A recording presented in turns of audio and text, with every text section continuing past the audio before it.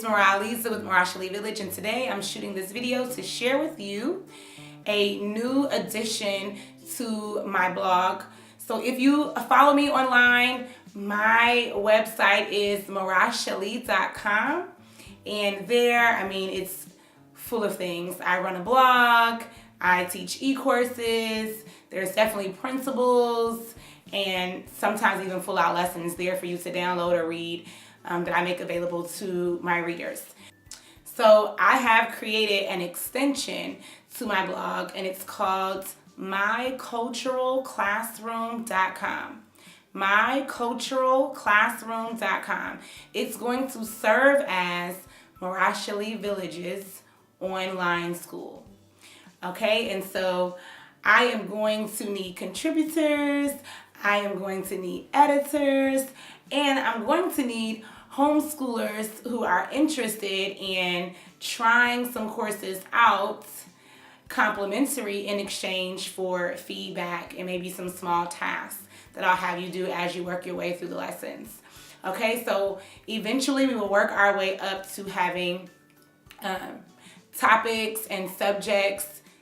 I am going to add courses as I go. So the very first course that's already available right now is called Ancient History and Biblical Studies, where we're going to be starting right about the time of Joshua and working our way through the golden age of Israel. So I wanted to share some of the topics in this particular course and give you a few lesson examples so you can kind of get an idea of what the course has to offer and what you can expect. So I wrote down the first 9 weeks of weekly topics so you'll be able to understand. So the first is Joshua in command. Week 2 is Jericho. Week 3 is land inheritance.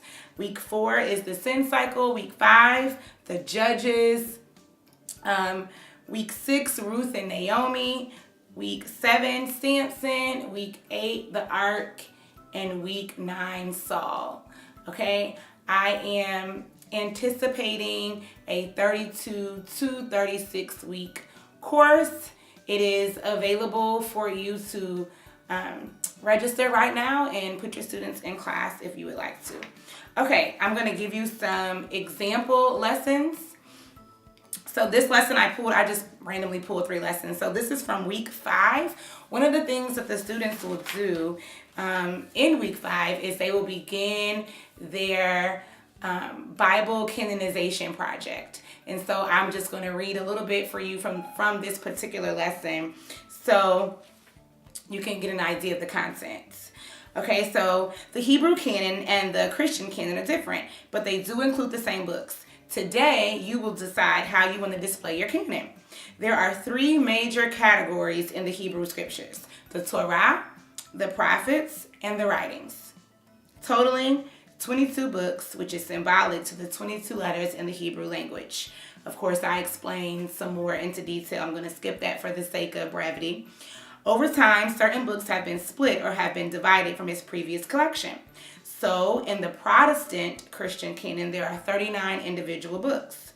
The Christian canon also has reordered groups of books, so how they appear in both canons are different as well. So, it asks them to choose a design that they would like to display their books, whether they're going with the Hebrew canonization or the Christian canonization, and they get started ordering their books according to the different genres. That is a project that begins in week 5, and they take it all the way throughout the end of the course, and it will actually last even into next year's course as they add a book or 2 at a time as they read through those books. Okay, that happens in week 5. The next lesson is in week 6. We're talking about the book of Ruth. And I will read to you one lesson. So one of the features of the curriculum is called My Notebook. They will keep a biblical studies and ancient world history notebook. And sometimes the lesson will ask them to create a page in your notebook and, record this information. So this is one of those times. And in this case, they're going to record information on threshing floors. Okay, so I will start to read a snippet of the lesson and then go into the activity, which is the notebook page. Remember that ancient Israel was primarily a pastoral and agrarian society throughout its history. Threshing floors are agricultural areas where crops are threshed and winnowed. However, they are also areas for rituals and other cultural activities. In the Hebrew scriptures, it is not unusual to see connections between threshing floors and the God of Israel. So the curriculum asked them to create a page in their notebook titled Threshing Floors and record the following information. So they end up recording what a threshing floor is, what threshing is, and then they record how the God of Israel exhibits control over threshing floors in 3 ways. Then they also recall a previous story that they've already written about in Judges, and they make some connections with what they see in Ruth, particularly Ruth 4, and what they saw in Judges in an earlier story. I believe it was Judges 6. All right, so that is an example out of week 6. And then one last example out of week 9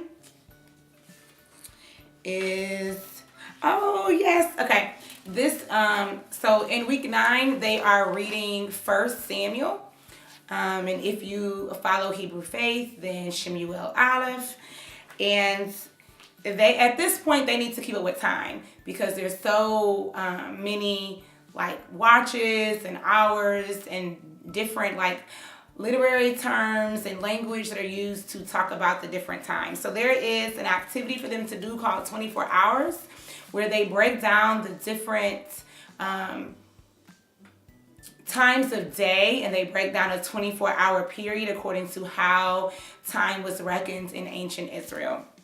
So I won't go through all of this because it's very it's a lot to go through each section of 24 hours, but I will give you an idea of how the lesson begins.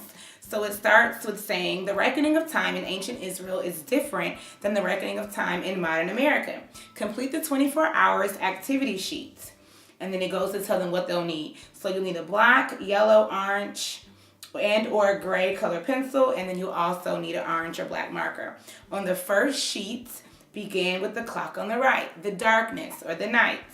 And then they'll shade in order to understand that period of time. And then they'll also have a yellow marker and they'll shade to understand that period of time. So they're breaking up the night portion or the darkness and the light portion or the day.